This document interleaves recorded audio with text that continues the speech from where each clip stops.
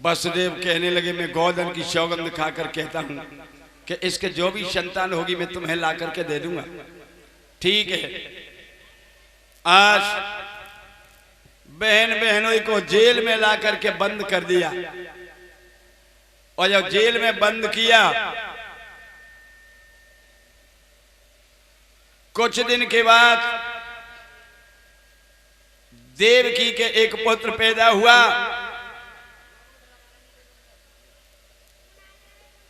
वसुदेव कहने लगे हे देवकी ये तुम्हारे भैया का काल है, इसे मुझे ले जाने दो। आज देवकी वह बेटा को दे देती है और वसुदेव लेके चले और आकर के कंस के पास पहुंचे और कहने लगे ले महाराज ये पहलो लला है। कंस ने गोदी में लिया और मन में दया आ गई कि ये तो पहला बेटा है, इसने मेरा क्या बिगाड़ा, 8वां बेटा हो उसे देखूंगा। और दया आ गई और वसुदेव से कहने लगे ले उसे ले जाओ, 8वां बेटा हो जब ले आना। वसुदेव व बेटा को लेके चले और देवकी से कहा हे देवकी तुम्हारे भैया को दया आ गई और कहा कि 8वां बेटा हो उसे ले आना। आज देवकी बेटा को गोदी में लेकर के दूध पिलाने लगी। इधर देवर्षि नारद विचार करते हैं कि अगर कंस इस तरह दया करता रहेगा तो भगवान के जन्म में बहुत समय लग जाएगा। इसलिए देवर्षि नारद भोजराज कंस के दरबार में चले बीड़ा को बजाते हुए भजमन नारायण नारायण नारायण भजमन नारायण नारायण नारायण भजमन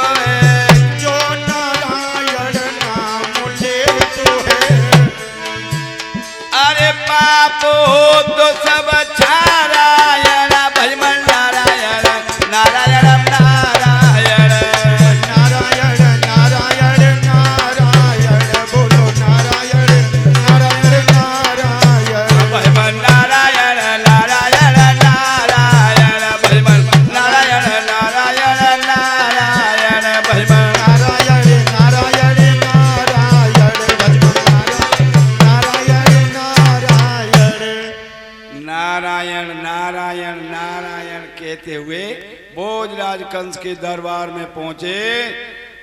कंस ने देखा तो आगे बढ़ के नारद जी को ऊंचे आसन पर बिठलाया और नारद जी आज कंसराज को देख करके कहने लगे कंसराज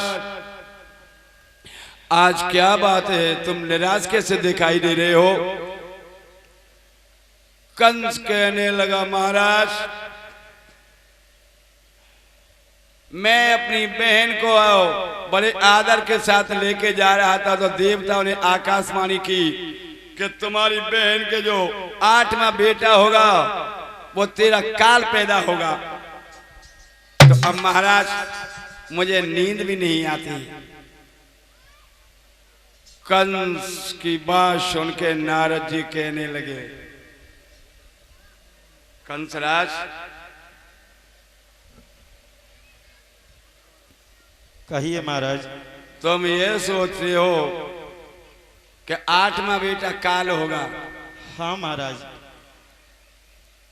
देवताओं ने तुमको 8-7 के चक्कर में बुलाया है। देख नारद जी कहने लगे देखो वो कंसराज मेरे हाथ में ये क्या है, कमल का फूल। अच्छा अब इसकी पंखुड़ियां गिनो जरा। 1 2 3 4 5 6 7 8 इधर से फिर गिनो 1 2 3 4 5 6 7 8, ये तो बदल गई। फिर इधर से गिनो 1 2 3 4 5 6 7 8, ये तो फिर बदल गई।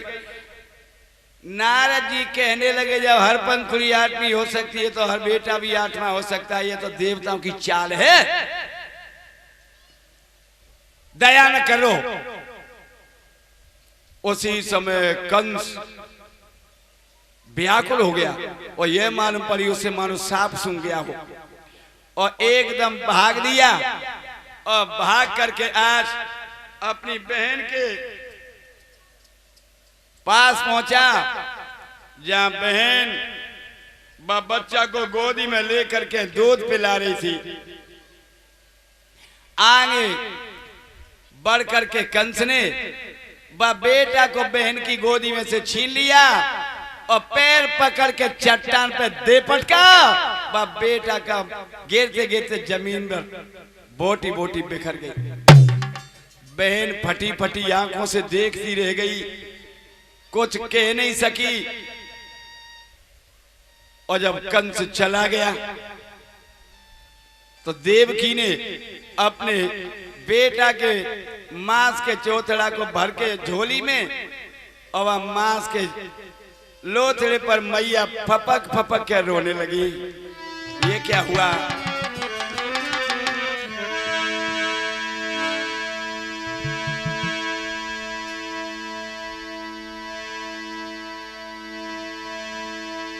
मेरो मरिया रोने लगी। मेरो मरिया कुमारो कन्हाई,